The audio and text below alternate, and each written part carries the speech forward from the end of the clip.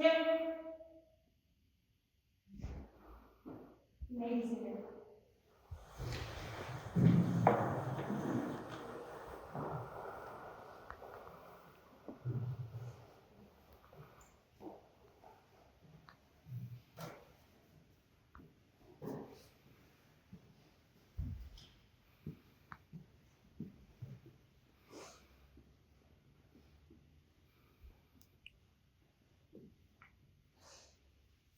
Center. Face.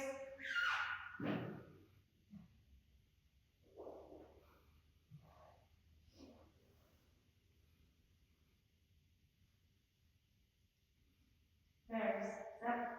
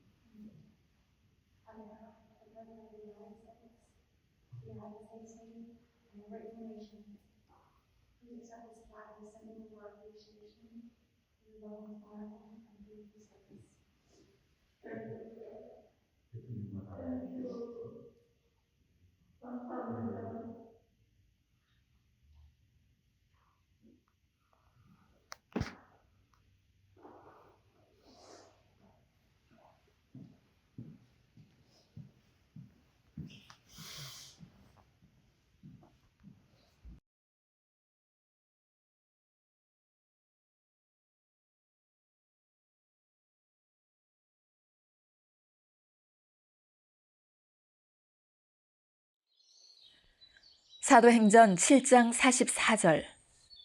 우리 조상들이 광야에 살 때 그들에게 증거의 장막이 있었습니다. 그것은 모세에게 말씀하시는 분이 지시하신 대로 만든 것인데 모세가 본 모형을 따라 만들었습니다.